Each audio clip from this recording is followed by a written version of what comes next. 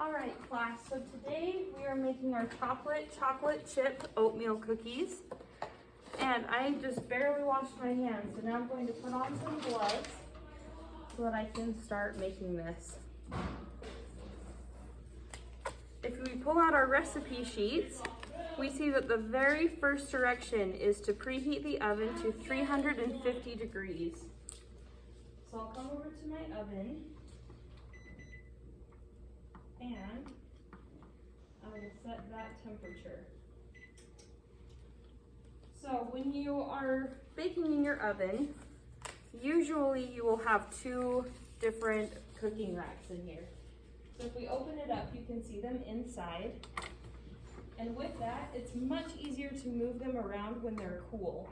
So before you even start cooking, take a look inside and see where those oven racks are and see that they're in a good position. You don't want them too close together or else your sheet won't fit or your cookies will get smashed.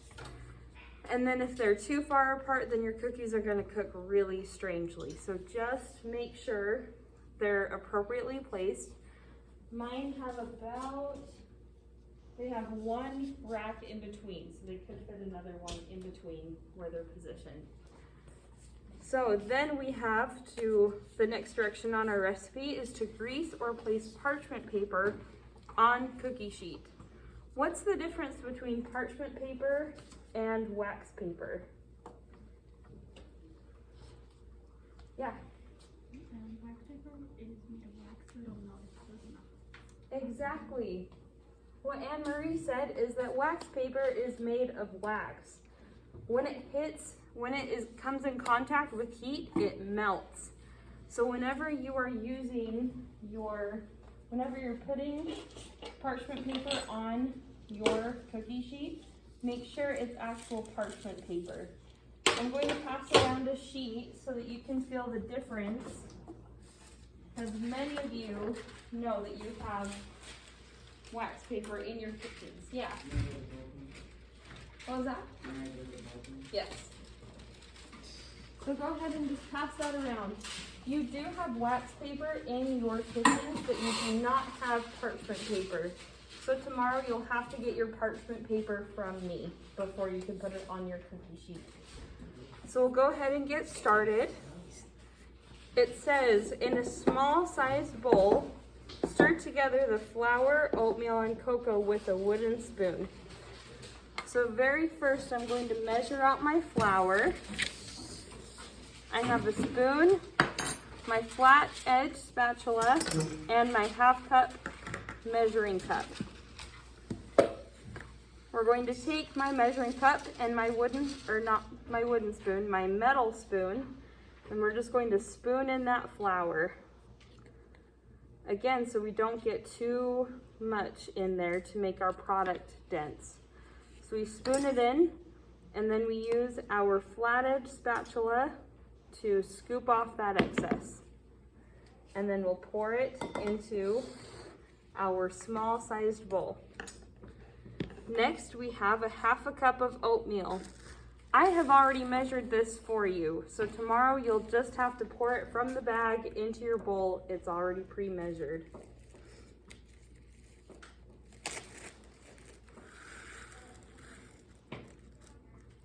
Okay, and then the next direction is to also put the cocoa in there. So with this recipe, we need 2 tablespoons of cocoa.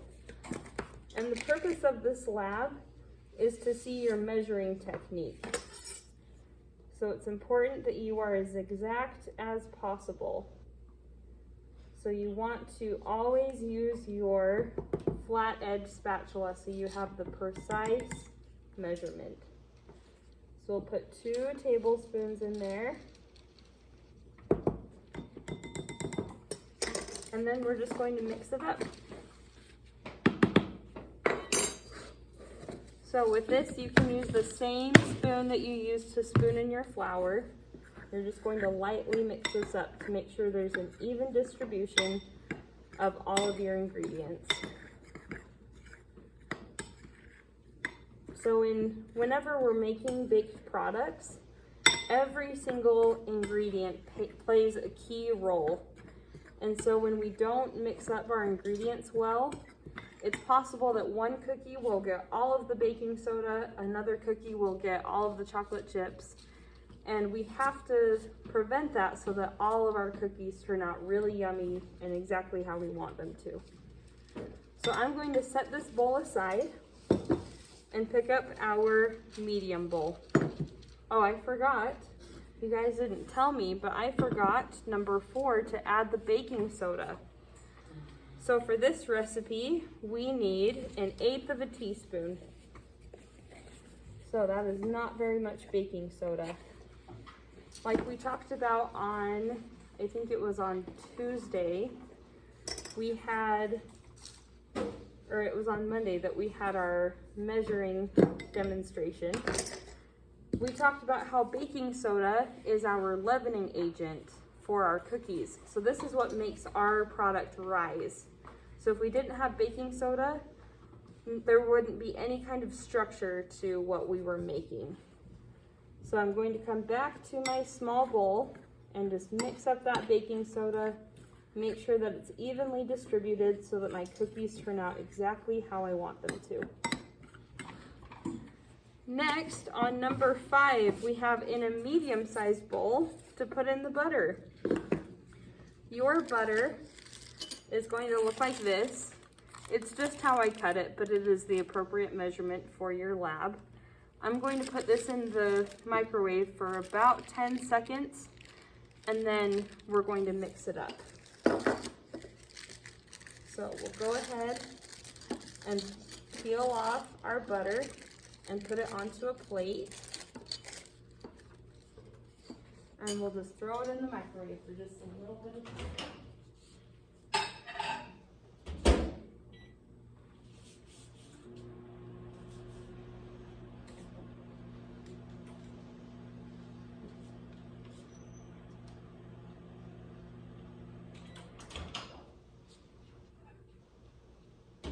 All right, so as you can see, my butter is very, very soft. It's not completely melted, but it's almost like the texture of pudding. That's going to make so that we have more chewy cookies. It's going to make our cookies spread out just a little bit more, and it's going to make them even more delicious. So we will use our spoon and just scoop all of that yummy butter into our bowl.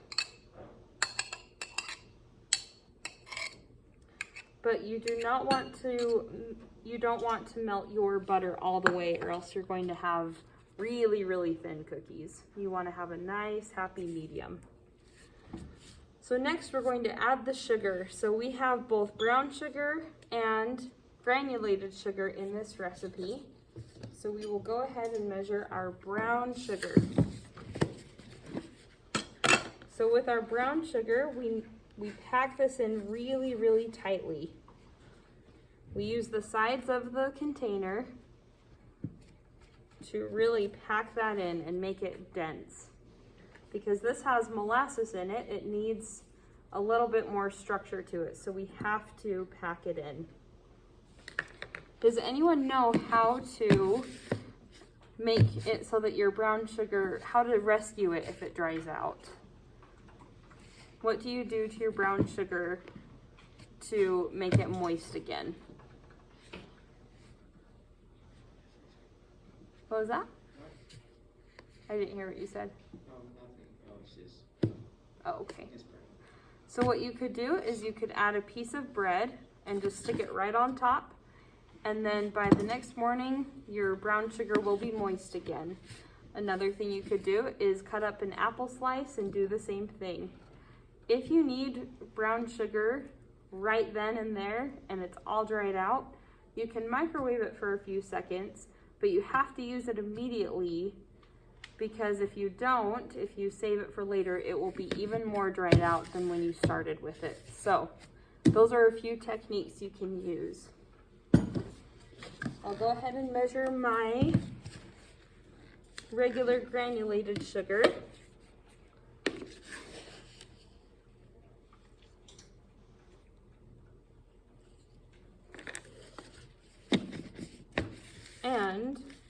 are going to cream these together. What does it mean to cream two ingredients together? It means that we have a fat, so in this case we have butter. You could use shortening or lard or even oil, but it means to use a fat and a sugar and combine them until they're light and fluffy. That's what creaming means.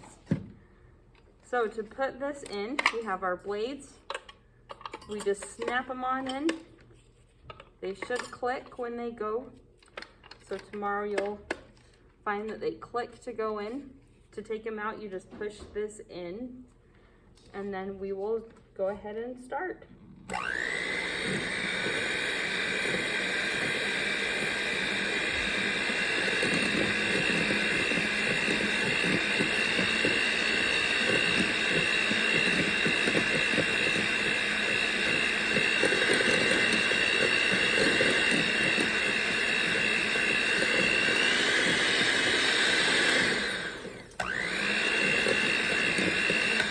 And then you'll want to stop every so often.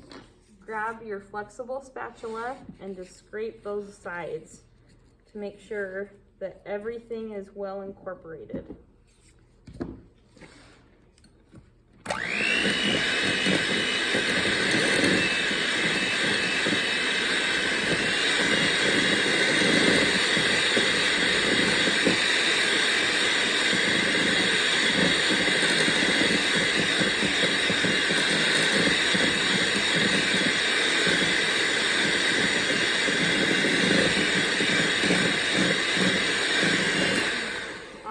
So do you see how that's a paler texture or a paler color than when I put the ingredients in? Do you see how that's just a little bit different? Yeah, so that means that it's creamed. And I have a dried piece of brown sugar that is so dried out it's not going to mix well, so we'll just throw it away or else it will affect our cookies. So, let's see, looks like we have another little one. All right, so now we are going to read our directions, and in a cereal bowl, we're going to beat the egg with a whisk. So I'm just going to use a fork. Tomorrow you can use a whisk or a fork. Either one is okay. So we'll go ahead and break our egg. Throw away that shell.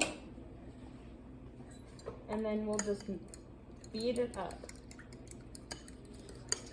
So we're breaking that egg yolk, combining the whites with the yolk.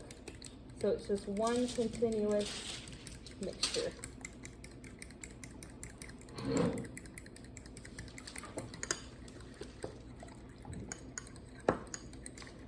All right, so if we stop here, you can see that there isn't a huge difference between the yolk and the white. They're really well combined.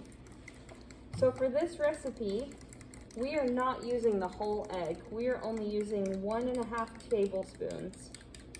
If you were just to crack the egg and beat it up, it would be 3 tablespoons. So we're dividing it in half. So we will take our 1.5 tablespoons and put that inside of our mixture with our sugar and our butter. So we'll go ahead and put that in here. So that was our 1 tablespoon, and here's the half.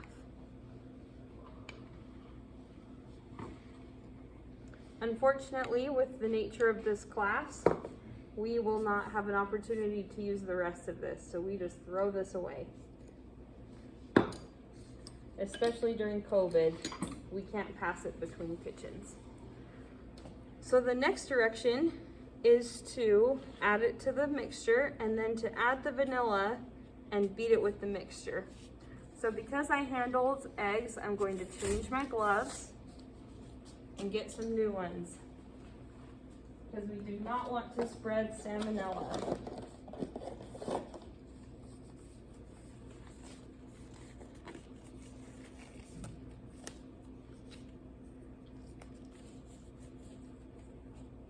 All right, so we need a half teaspoon of vanilla.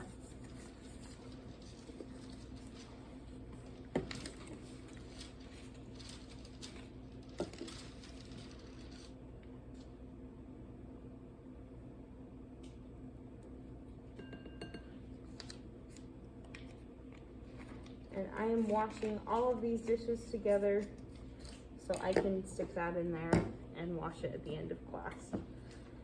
So now we're going back to our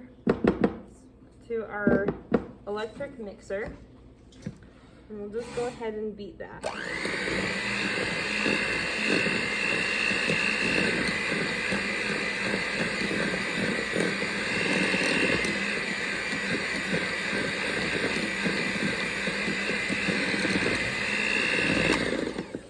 Stop and scrape the sides of the bowl.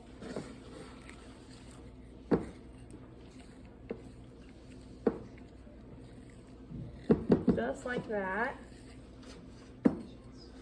And now it says that we are ready for our flour mixture. So we can go ahead and combine these two.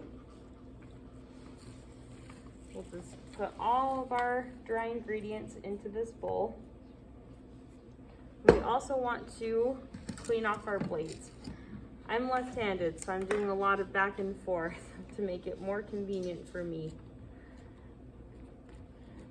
So we'll go ahead and get all of that extra dough out of these blades.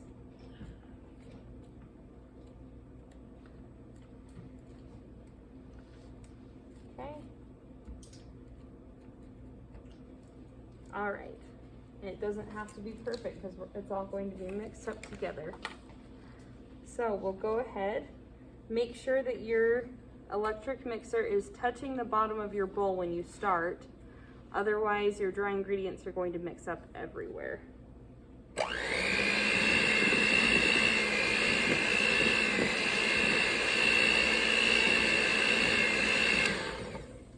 And I just realized I made a mistake. Our recipe says to mix up these dry ingredients with a wooden spoon, and I made that mistake by turning on our electric mixer.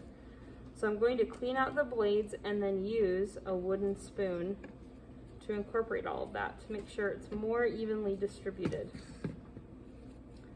So I promised you guys that I would teach you the crumble technique. This is how Crumble mixes up their flour and their ingredients. So instead of doing the flour, mix it up, and then the chocolate chips, mix it up, they do the flour and the chocolate chips at the same time. It creates more moist cookies because they're not mixing them up too vigorously.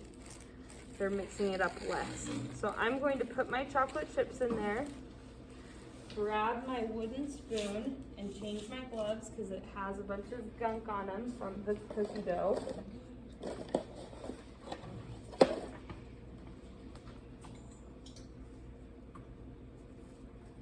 And then we'll get rolling.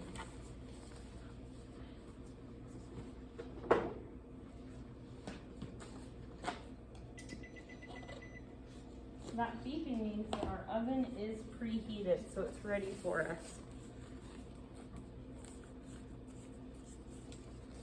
All right. So we're done with our electric mixer, and we're just going to combine all of these at once. So we have our chocolate chips, we have our cocoa powder, flour, and oatmeal all mixing up in there. So we use this to get a really nice texture with our cookies.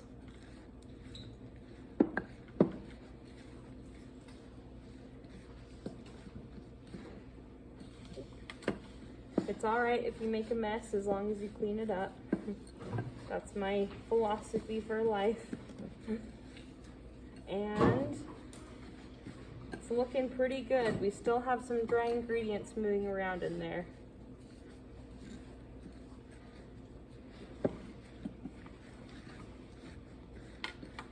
All right, we are just about there. So now what we're going to do to make our lovely little cookies is get 2 spoons, and then we'll go ahead and make our cookies about the size of a bouncy ball, if you can picture that. So that's about 1 inch if you're going with that measurement. So I'll bring over our cookie sheet and our 2 spoons. I'm going to move my other stuff out of the way.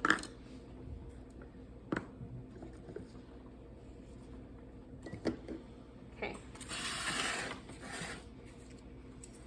So we'll just take a little bit of dough and shape it around and then put it on our cookie sheet. If you need to keep mixing it up, that works too. Okay, we'll just take our dough. If you want to take your gloved hands and shape it into nicer little balls, you can. Just like that. So now it looks like a little bouncy ball.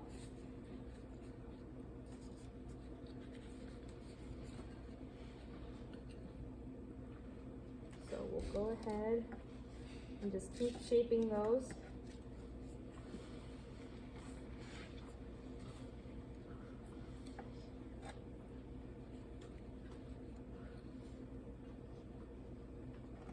Keep shaping them. I'm just going to scoop them out and then I'll go back and shape them into our little bouncy ball sizes in just a minute. Does anyone have any questions? Do you have one? Okay.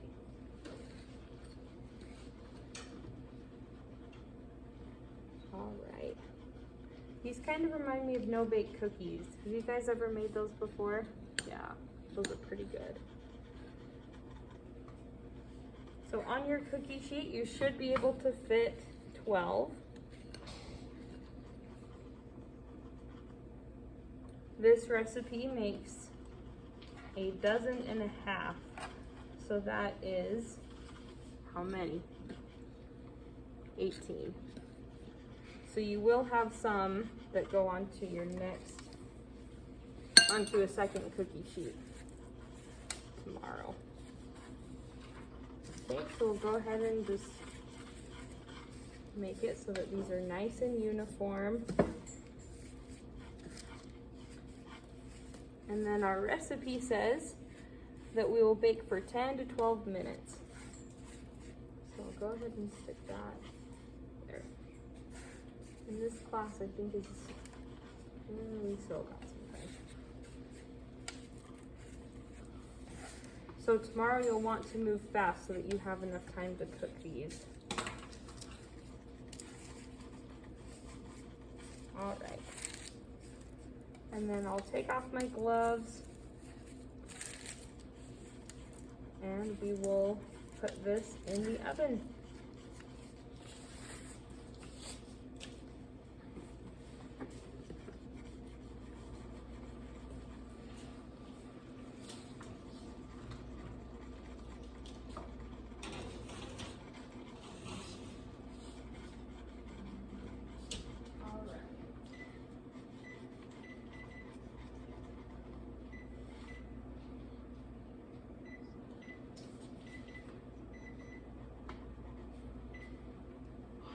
All right, someone spot me. Give me 10 minutes on your phone. I have like 5 willing volunteers. Thanks, guys. So while those are in the oven, you can work on your assignment that's either due on Friday or your basic equipment assignment that's due on Wednesday. You can also work on homework from another class, but I do not want you just sitting on your phones while your cookies are baking. As a general rule of thumb, when I make a recipe for the first time, I'll put in the product for the shortest amount of time that's listed on the recipe, and then I'll check on them and add more time as necessary. So then tomorrow you will also, because of time, you will not be able to put your cookies on a cookie rack or on a cooling rack first. You'll just have to take them straight to class. And your pancake turners, they kind of have a burnt top, so they might squish your cookies just a little bit. So just so you know, they won't be totally perfect, but they'll taste really good. And when you pull your cookie sheet out of the oven, always use hot pads. They're all in this closet right here, just down below. And you will place your cookie sheet on top of a cooling rack. Never, ever, ever put your hot pan right onto the countertop, or else it will burn it and it will ruin it. So, are there any other questions? Yeah.